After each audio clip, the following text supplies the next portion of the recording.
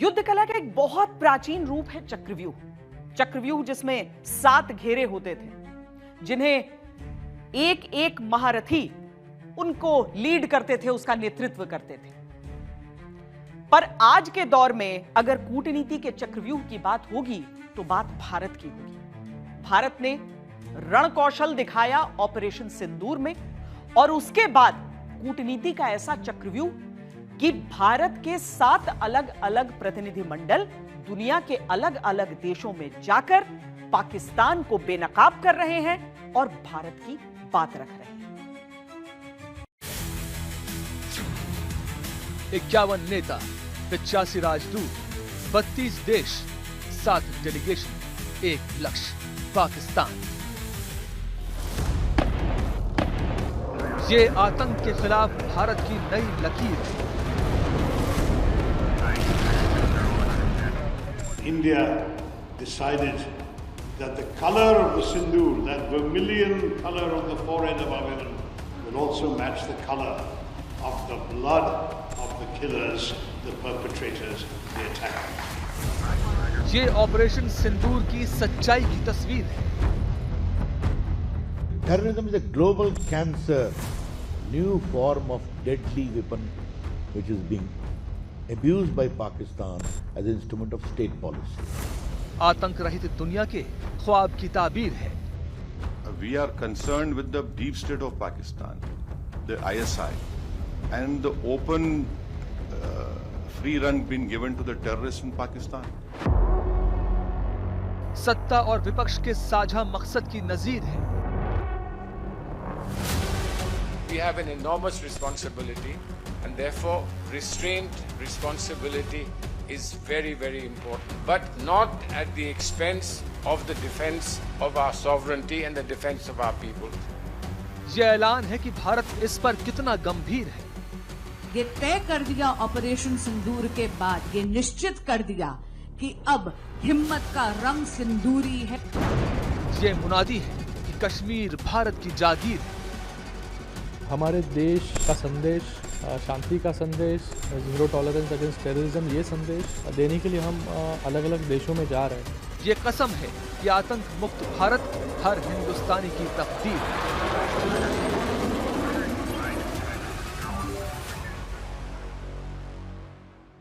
उस समय के प्रधानमंत्री नरसिंह राव जी ने भारत का पक्ष रखने के लिए मुझे विरोधी दल के नेता के नाते जेनेवा भेजा था, और पाकिस्तानी उसे देखकर चमत्कृत रह गए।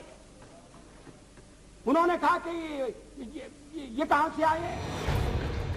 तब अटल बिहारी वाजपेयी बतौर नेता विपक्ष भारत का पक्ष रखने कांग्रेस सरकार की तरफ से संयुक्त राष्ट्र गए थे। इस बार मोदी सरकार ने ये जिम्मेदारी उठाई है और विपक्ष और पक्ष के कई नेताओं को विदेश भेजा है। ऑपरेशन सिंदूर की पृष्ठभूमि में हो रहे इस दौरे का उद्देश्य सीमा पार आतंकी ठिकानों को समाप्त करना और प्रायोजित आतंकवाद के खिलाफ वैश्विक सहमति बनाना है।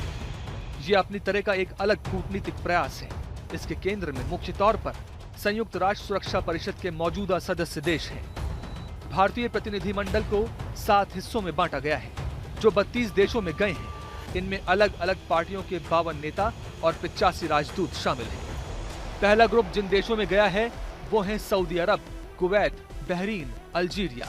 इस डेलीगेशन का नेतृत्व कर रहे हैं बीजेपी सांसद विजयंत पांडा। इसके सदस्य हैं बीजेपी से निशिकांत दुबे, बीजेपी से ही फांगनोन कोनयाक, बीजेपी से रेखा शर्मा, AIMIM से असद उद्दीन ओवैसी, सतनाम सिंह संधू, गुलाम नबी आजाद और हर्ष श्रृंगला। दूसरा डेलीगेशन जिन देशों में भारत की आवाज बुलंद कर रहा है वो हैं यूके, फ्रांस, जर्मनी, यूरोपीय संघ, इटली और डेनमार्क। इसका नेतृत्व कर रहे हैं बीजेपी सांसद रविशंकर प्रसाद। इसमें बीजेपी से दग्गुबाती पुरंदेश्वरी, शिवसेना उद्धव गुट से प्रियंका चतुर्वेदी, गुलाम अली खताना, कांग्रेस से अमर सिंह, बीजेपी से समीक भट्टाचार्य, MJ अकबर और पंकज सरन है। तीसरा डेलीगेशन इंडोनेशिया, मलेशिया, कोरिया गणराज्य, जापान और सिंगापुर गया है। इसका नेतृत्व कर रहे हैं JDU सांसद संजय कुमार झा। इसमें बीजेपी से अपराजिता सारंगी, तृणमूल कांग्रेस से अभिषेक बनर्जी, बीजेपी से ब्रिजलाल, CPIM से जॉन ब्रिटास, बीजेपी से प्रदन बरुआ, बीजेपी से हिमांग जोशी, सलमान खुर्शीद और मोहन कुमार शामिल हैं। चौथे डेलीगेशन की जिम्मेदारी यूएई, लाइबेरिया, लोकतांत्रिक गणराज्य कांगो, सियरा लियोन जैसे देश हैं। इसका नेतृत्व शिवसेना सांसद श्रीकांत एकनाथ शिंदे कर रहे हैं। इसमें बांसुरी स्वराज बीजेपी से, आईयूएमएल से ईटी मोहम्मद बशीर, बीजेपी से अतुल गर्ग, बीजेडी से सस्मित पात्र, बीजेपी से मनन कुमार मिश्र, एसएस अहलुवालिया, सुजन चिनॉय शामिल हैं। पांचवा डेलीगेशन जिन देशों में आतंक का कच्चा चिट्ठा खोल रहा है वो है America, Panama, Guyana, Brazil, Colombia. इसका नेतृत्व कर रहे हैं कांग्रेस सांसद शशि थरूर। सदस्यों में शामिल हैं एलजेपी रामविलास से शंभवी, जेएमएम से सरफराज अहमद, टीडीपी से जीएम हरीश बालयोगी, बीजेपी से शशांक मणि त्रिपाठी, बीजेपी से भुवनेश्वर कलिता, शिवसेना से मिलिंद मुरली देवड़ा, तरणजीत सिंह संधू और बीजेपी से तेजस्वी सूर्या। छठा group Spain, Greece, Slovenia, Latvia, रूस की यात्रा पर है, जिसके लीडर हैं डीएमके सांसद कनिमोजी करुणानिधि। इसके सदस्य हैं राजीव राय एसपी से, नेशनल कॉन्फ्रेंस से मियां अल्ताफ अहमद, बीजेपी से ब्रजेश चौटा, आरजेडी से प्रेमचंद गुप्ता, आम आदमी पार्टी से अशोक कुमार मित्तल, मंजीव एसपुरी और जावेद अशरफ। सातवां और आखिरी डेलीगेशन मिस्र, कतर, इथियोपिया और दक्षिण अफ्रीका की यात्रा पर गया है। इसके लीडर हैं एनसीपी शरद पवार गुट से सांसद सुप्रिया सुले। सदस्य हैं राजीव प्रताप रूडी बीजेपी से, आम आदमी पार्टी से विक्रमजीत सिंह साहनी, कांग्रेस से मनीष तिवारी, बीजेपी से अनुराग सिंह ठाकुर, टीडीपी से लवू श्रीकृष्ण देवरायालू, आनंद शर्मा, वी मुरलीधरन और सैयद अकबरुद्दीन। पाकिस्तान एक इस्लामिक देश है तो उसको लगता है कि जो खाड़ी देश हैं वो भारत के खिलाफ उसका साथ देंगे, लेकिन ये उसकी गलतफहमी है और इसी गलतफहमी को दूर करने के लिए भारत ने कई इस्लामिक देशों में भी अपने प्रतिनिधिमंडल भेजे। सऊदी अरब, कुवैत, बहरीन और इसके साथ ही अल्जीरिया, इन देशों में अगर भारत का प्रतिनिधिमंडल जाता है तो उसके मायने भी समझिए। यहां असदुद्दीन ओवैसी गए, गुलाम नबी आजाद गए। अब सऊदी अरब भारत का अच्छा दोस्त है और आपको याद होगा कि जब पहलगाम का हमला हुआ था उस समय प्रधानमंत्री नरेंद्र मोदी सऊदी अरब में ही थे और दौरा बीच में छोड़कर आए थे, लेकिन यह बताना भी जरूरी था कि क्या हुआ। सो ये डेलीगेशन वहां पर पहुंचा। कुवैत और बहरीन जो है वो गल्फ कोऑपरेशन काउंसिल के सदस्य हैं। भारत के साथ इन दोनों देशों के अच्छे रिश्ते हैं। हाल ही में पीएम मोदी ने कुवैत की यात्रा की थी। 43 सालों में पहली बार था कि कोई भारत का प्रधानमंत्री कुवैत यात्रा पर पहुंचा हो। बहरीन भी भारत का करीबी सहयोगी है। बहरीन संयुक्त राष्ट्र सुरक्षा परिषद में स्थायी सीट के लिए भारत की उम्मीदवारी के सबसे प्रमुख समर्थकों में से एक है। एक दूसरा प्रतिनिधिमंडल पहुंचा मिस्र, कतर भी, इथियोपिया और दक्षिण अफ्रीका। तो ये उनका दायरा रहा। अब यहां क्यों? भारत और मिस्र के बीच मैत्रीपूर्ण संबंध है। कतर के शेख कुछ महीनों पहले भारत की यात्रा पर आए थे। भारत कतर के बीच व्यापारिक संबंध है। कतर में 8,35,000 से ज्यादा भारतीय रहते हैं। दरअसल खाड़ी देशों को इसीलिए चुना गया ताकि यहां जाकर टेरर फंडिंग और रणनीतिक कमजोरियों को उजागर किया जा सके। अफ्रीका को इसीलिए चुना गया ताकि यहां आतंक के ठिकानों के खिलाफ वैश्विक दक्षिण को, ग्लोबल साउथ को एकजुट किया जा सके।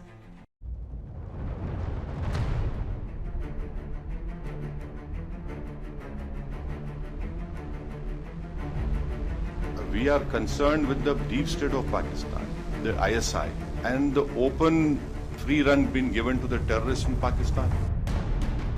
सारे दुनिया में भारत जो मांग कर रहा है कि जीरो टॉलरेंस अगेंस्ट टेररिज्म होना चाहिए। इस तरह की घटनाओं की निंदा करते हुए उन्होंने कहा, हम कल भी भारत के साथ थे, आज भी भारत के साथ हैं और पूरी ताकत से हम आने वाले कल में भी भारत के साथ रहेंगे। पाकिस्तान ने भारत पर संयुक्त राष्ट्र चार्टर के आर्टिकल 51 के उल्लंघन का आरोप लगाया, जो कहता है कि किसी हमले के खिलाफ एक देश को अपना बचाव करने का अधिकार है। इस आरोप के साथ पाकिस्तान ने विश्व के सभी मुस्लिम देशों से उम्मीद की थी कि वो उसका साथ देंगे, लेकिन तुर्की और अजरबैजान को छोड़ दें तो इनमें से किसी भी देश ने भारत के खिलाफ पाकिस्तान का साथ नहीं दिया।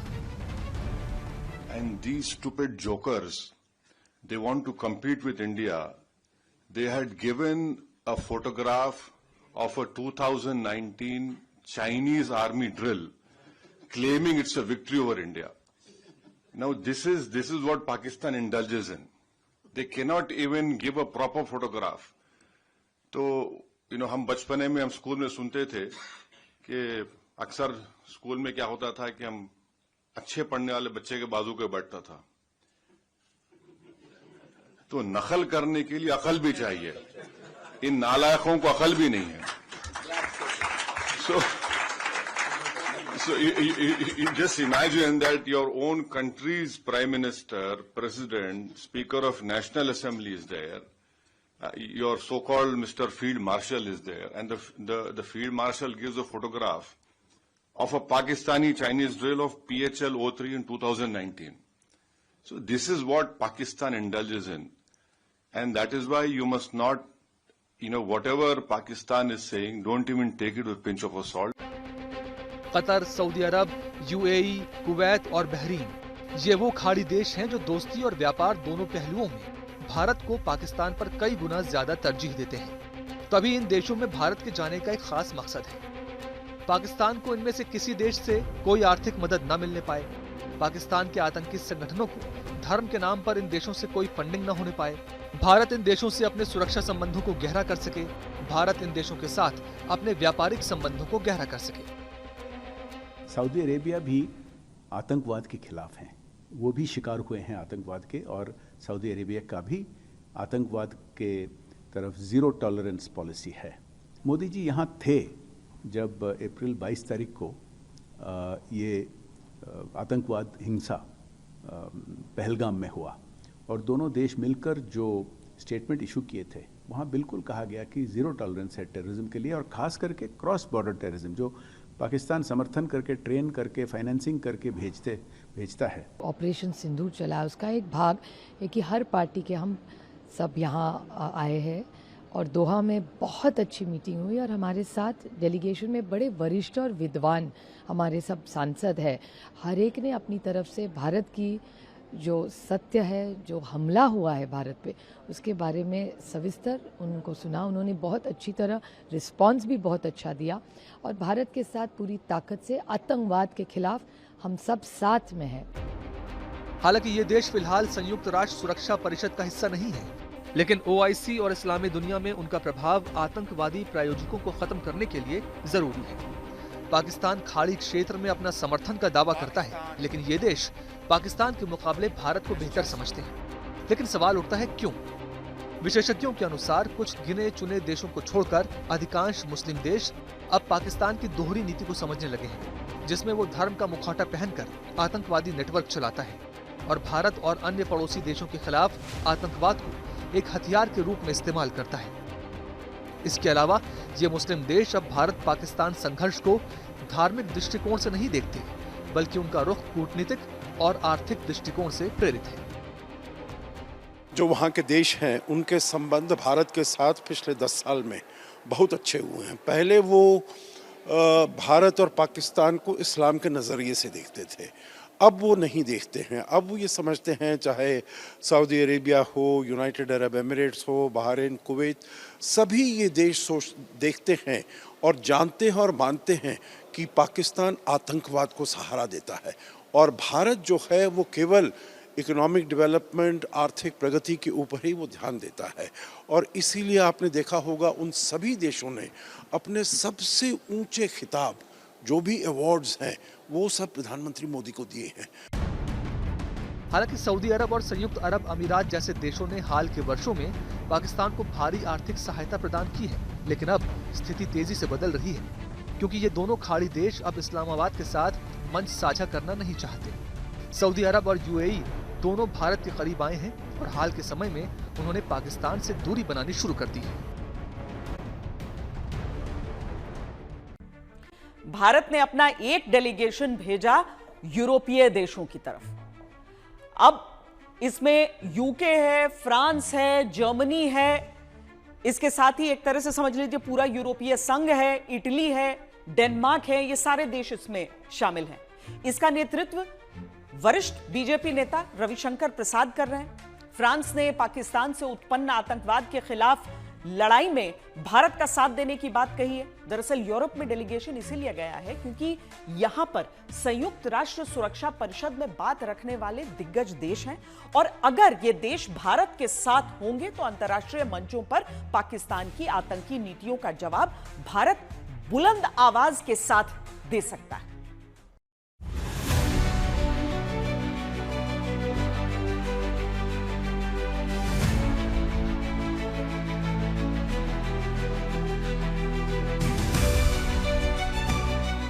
बत्तीस देशों के दौरे में भारत की एक 5 सूत्रीय रणनीति है। यूएनएससी के साथ समन्वय बनाना, यानी स्थायी सदस्यता की मांग ही नहीं बल्कि मौजूदा सदस्यों को तत्काल और गंभीर कार्रवाई के लिए प्रेरित करना, आतंकवाद में पाकिस्तान की भूमिका उजागर करना, ऑपरेशन सिंदूर को आगे बढ़ाना, आतंकवाद के खिलाफ साझा रणनीति विकसित करने के लिए वैश्विक सहमति बनाना, ग्लोबल साउथ में नेतृत्व मजबूत करना।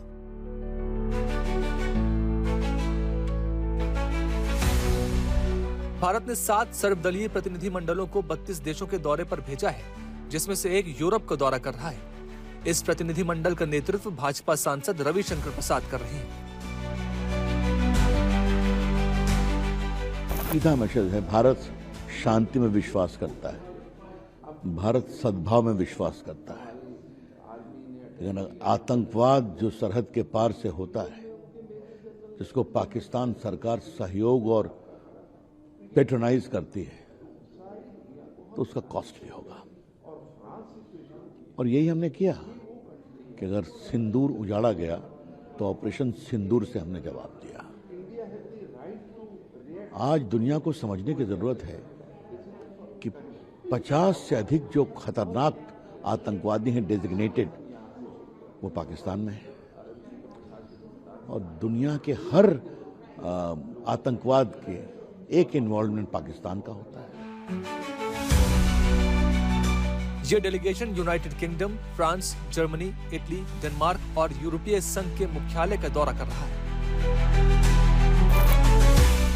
यूके और भारत के सामरिक संबंध हाल के वर्षों में और मजबूत हुए हैं। दोनों देश रक्षा, समुद्री सुरक्षा, साइबर सुरक्षा और आतंकवाद विरोधी सहयोग जैसे क्षेत्रों में मिलकर काम कर रहे हैं। इसी तरह फ्रांस भारत का रणनीतिक साझेदार और रक्षा सहयोगी है। जर्मनी के साथ भारत का व्यापार और हरित ऊर्जा में सहयोग है। भारत और इटली व्यापारिक संबंधों में सुधार और कृषि तकनीक सहयोगी है। भारत और डेनमार्क की हरित ऊर्जा और जलवायु परिवर्तन पर साझेदारी है। हम लोग पेरिस, इटली और अब तीसरा मुल्क डेनमार्क पहुंचे हैं। बहुत सारी मीटिंगें हो चुकी हैं। आज जो ये चेयरमैन हैं इनकी फॉरेन अफेयर्स कमेटी के, क्रिश्चियन बैक, उनके साथ मीटिंग हुई है। बहुत अच्छा लगा कि डेनमार्क एज ए कंट्री वो समझ रहे हैं कि यस, टेररिज्म मुद्दा है और भारत सफरर है, हमें तकलीफ़ है और इसलिए उन्होंने ये कहा है कि वो अपने सरकार से भी और पार्लियामेंट में भी और सब लोगों से बात करके भारत के साथ हम भी वैसे भी खड़े हैं और आगे भी खड़े हैं। यूरोप के कई देश भारत की ही तरह आतंक के शिकार रहे हैं। 2014 से अब तक यूरोप में 20 से ज्यादा आतंकी हमले हो चुके हैं। फ्रांस सबसे ज्यादा प्रभावित रहा, जहां 2015-16 में 8 बड़े हमले हुए। 2017 में ब्रिटेन में 4 महीने में 3 हमले हुए। बेल्जियम, जर्मनी, रूस, स्पेन में भी कई बार हमले हुए। भारत की तरह ही पाकिस्तान की इन देशों के साथ साझेदारी भी है और पाकिस्तान इन देशों को एक ही चीज निर्यात करता है, आतंकवाद। वहाँ के जो सभी देश हैं भारत के अच्छे मित्र देश हैं, जहाँ पर वो फ्रांस में गए हैं, वहाँ पर वो लाटविया में गए हैं, जर्मनी में गए हैं, ये सब भारत के बड़े जिसे कहा जाए स्ट्रेटेजिक पार्टनर्स हैं।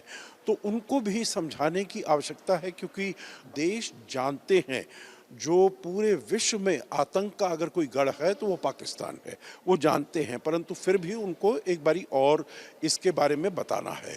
दूसरा, उनको ये भी बताना है जो ये 4 दिन का युद्ध हुआ या मुठभेड़ हुई, तो ये कश्मीर के मुद्दे पर नहीं हुई, ये आतंकवाद के मुद्दे पर हुई। और इसीलिए भारत पूरे विश्व का जो काम है आतंकवाद के विरुद्ध खड़े होना, वो भारत कर रहा है और पूरे विश्व को भारत का इसमें साथ देना चाहिए। – 2007 में डेनमार्क की राजधानी कोपेनहेगन में एक आतंकी साजिश पकड़ी गई थी, जिसको रचने वाला पाकिस्तानी मूल का था। उसका अलकायदा से संपर्क था। 2008 में स्पेन के बार्सिलोना शहर में एक बड़ी आतंकी साजिश रची गई थी। इसमें 10 पाकिस्तानी शामिल थे। 2009 में इन्हें विस्फोटक रखने और आतंकी संगठन से जुड़ाव के आरोप में दोषी ठहराया गया। भारत का इन देशों की यात्रा का एक बड़ा मकसद भी है। फ्रांस और यूनाइटेड किंगडम संयुक्त राष्ट्र सुरक्षा परिषद के स्थायी सदस्य हैं और इनके पास वीटो की ताकत है। ये दोनों यूरोप के बड़े और असरदार देश हैं जो वैश्विक शांति, सुरक्षा और मानवाधिकार जैसे मुद्दों पर अहम भूमिका निभाते हैं। इसके अलावा जर्मनी, इटली, डेनमार्क और यूरोपीय संघ भी यूरोप की महत्वपूर्ण ताकतें हैं। ये सभी देश मिलकर भारत की विदेश नीति और वैश्विक प्रभाव को मजबूत करने में मदद कर सकते हैं। कांग्रेस सांसद शशि थरूर के बयानों से कांग्रेस पार्टी के भीतर खलबली रही कुछ समय, लेकिन उससे ज्यादा खलबली दुनिया में रही। क्यों? कांग्रेस सांसद शशि थरूर के नेतृत्व में भारत का प्रतिनिधिमंडल पहुंचा अमेरिका। अमेरिका के पाकिस्तान और भारत दोनों से व्यापारिक संबंध हैं। हालांकि अमेरिका पाकिस्तान को सैन्य उपकरण भी उपलब्ध कराता है, लेकिन अमेरिका और भारत दोनों ही आतंकवाद के शिकार रहे हैं। इसीलिए भारतीय प्रतिनिधिमंडल ने 9/11 मेमोरियल के बाहर जाकर अमेरिका के सामने यह बात स्पष्ट की कि क्यों भारत की आतंक पर जीरो टॉलरेंस की नीति है।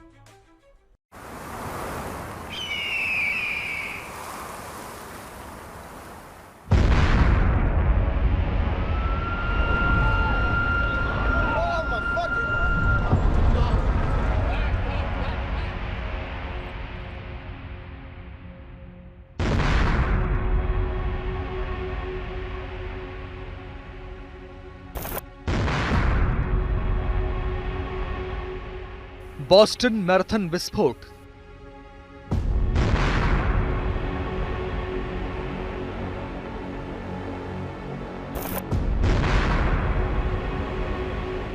Oklahoma bombing.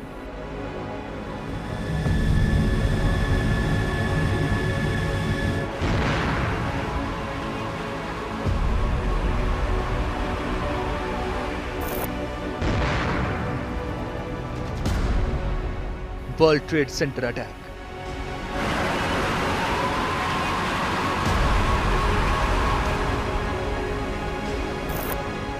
Stars global terrorism database के आंकड़ों के अनुसार 1970 से 2013 के बीच अमेरिका में 1,25,000 आतंकी हमले हुए, जिसमें 2,66,000 लोगों की मौत हुई और 3,54,000 लोग घायल हुए।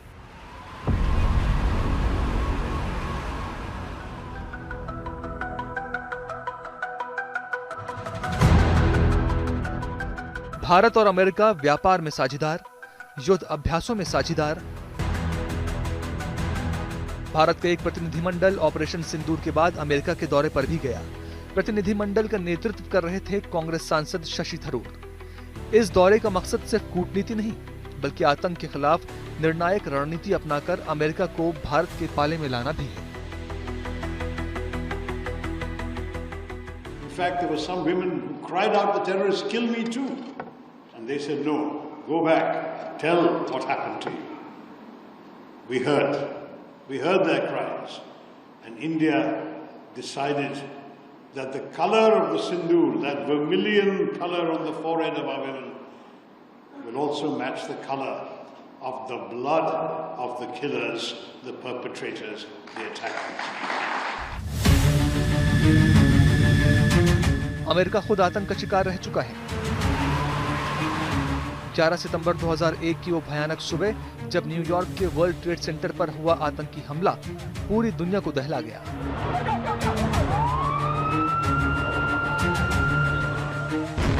बॉस्टन मैराथन बम धमाका हो या फिर ओक्लाहोमा बॉम्बिंग, अमेरिका जानता है आतंक की कीमत। अमेरिका में हुए कई आतंकी मामलों में पाकिस्तान का अप्रत्यक्ष या प्रत्यक्ष रूप से संबंध हमेशा रहा है। 9/11 हमले के आतंकी खालिद शेख मोहम्मद को पाकिस्तान के कराची से गिरफ्तार किया गया था। वो पाकिस्तान से ही अल-कायदा के नेटवर्क का संचालन करता था। हमलों की योजना और फंडिंग में भी पाकिस्तान का नाम सामने आया, जहां से हमलावरों को हजारों डॉलर भेजे गए थे। इसके अलावा ओसामा बिन लादेन, जो हमलों का मास्टरमाइंड था, उसे 2011 में पाकिस्तान के एबटाबाद में मार गिराया गया, जिससे ये सवाल खड़े हुए कि वो वर्षों तक पाकिस्तान में कैसे छिपा रहा।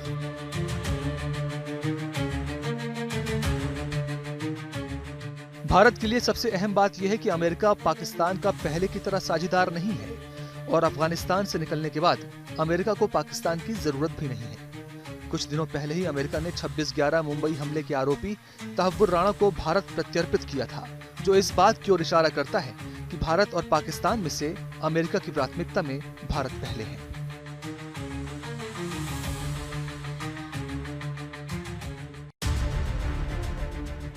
अमेरिका संयुक्त राष्ट्र सुरक्षा परिषद का स्थायी सदस्य है।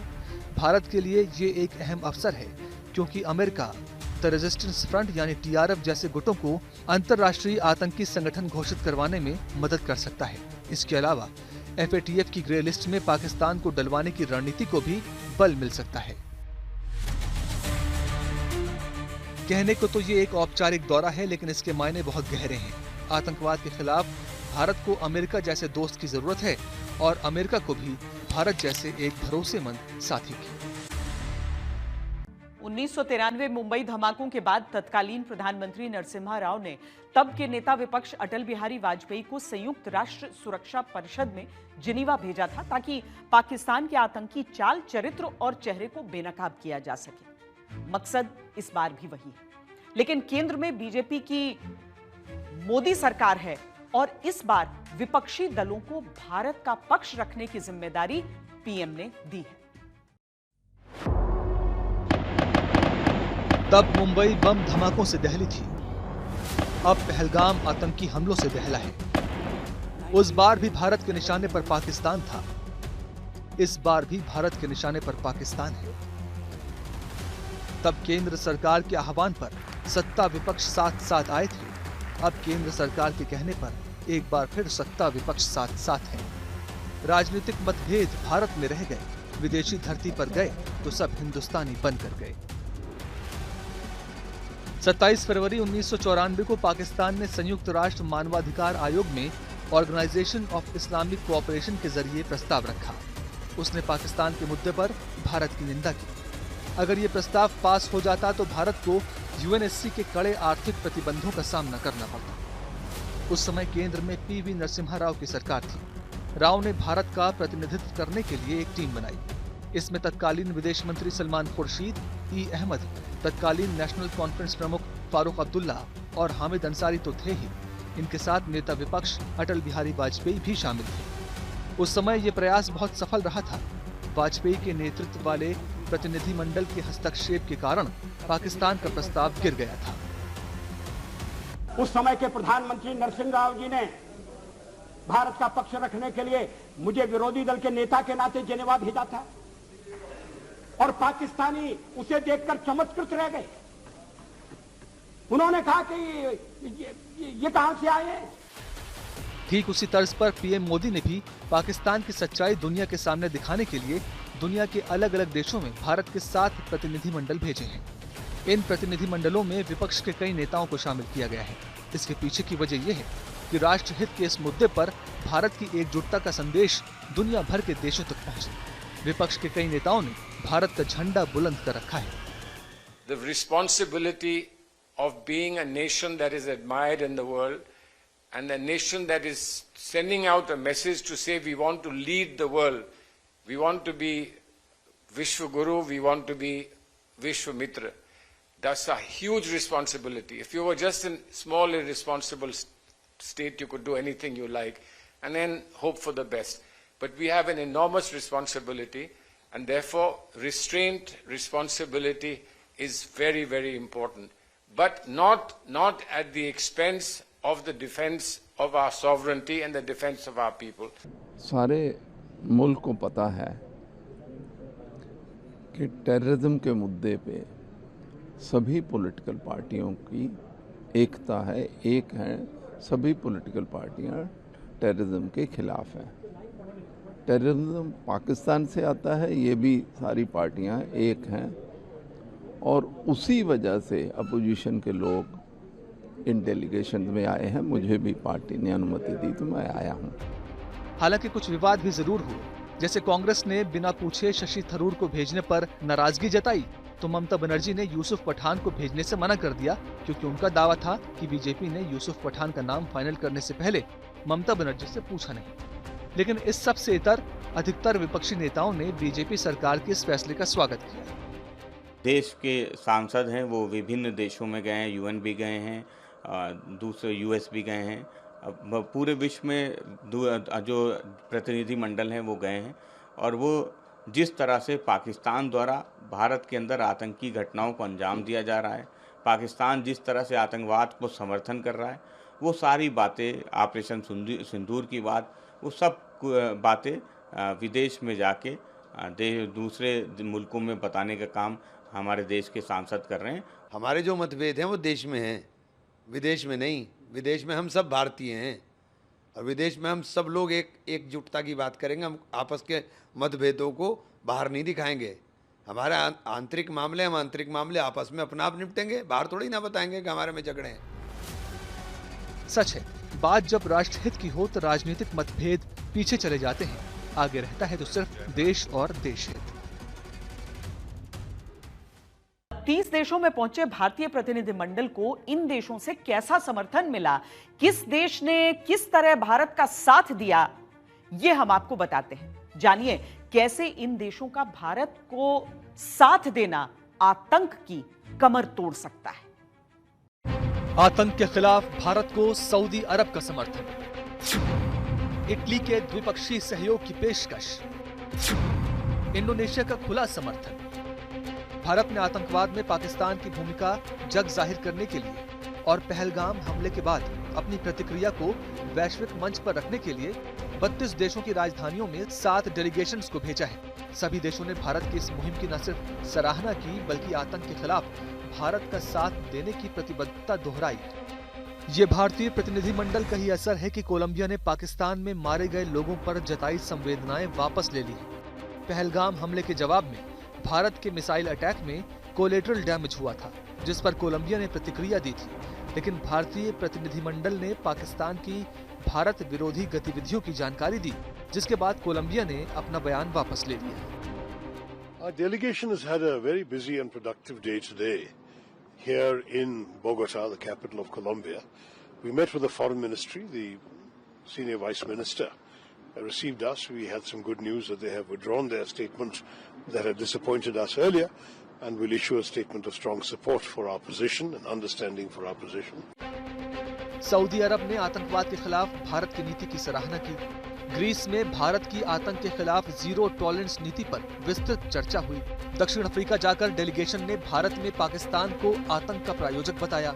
इंडोनेशिया ने भारत की आतंक विरोधी नीति का समर्थन किया, हर मंच पर साथ देने का वादा किया।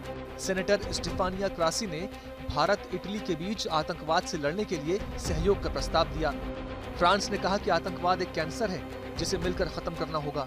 पनामा ने भारत के आतंक के खिलाफ युद्ध को समर्थन देने की बात कही। राष्ट्रपति इरफान अली ने गुयाना और भारत के बीच ऐतिहासिक और रक्त संबंधों को याद दिलाया और भारत को आतंक के खिलाफ पूरा समर्थन देने का भरोसा दिया।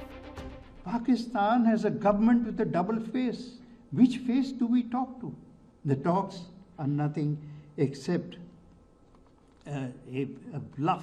Narendra Modi, he has left no one in any doubt. Nobody has made as much effort to bring a nation with a genetic disorder to its senses. इन सभी मुलाकातों में भारतीय प्रतिनिधि मंडलों ने संसद सदस्यों के साथ साथ मीडिया, थिंक टैंक्स, प्रवासी भारतीय समुदाय और दूसरे प्रभावशाली व्यक्तियों से संपर्क किया। हर मुलाकात में भारत ने अपनी बात स्पष्टता से रखते हुए शीशे की तरह साफ कर दिया कि आतंक अब और बर्दाश्त नहीं होगा। भारत की नकल करना पाकिस्तान की पुरानी आदत है, इसीलिए पाकिस्तान ने भी अपना पक्ष रखने के लिए एक डेलीगेशन दुनिया के अलग अलग देशों में भेजा है। And these stupid jokers, they want to compete with India. They had given a photograph of a 2019 Chinese army drill, claiming it's a victory over India. Now this is what Pakistan indulges in. They cannot even give a proper photograph. नकल करने के लिए अकल भी चाहिए. इन नालायकों को अकल भी नहीं है.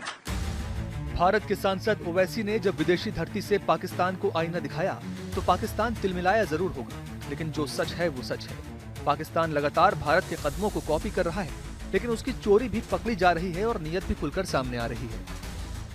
So as we were coming here, we saw some flags, and you all would know what those flags were. And I thought to myself, the IMF loan is coming handy. And I hope those who are giving them the IMF loans realize what it's being used for. So just 2 minutes ago, I just walked outside to check, have they left? And I was told, yes, they're gone.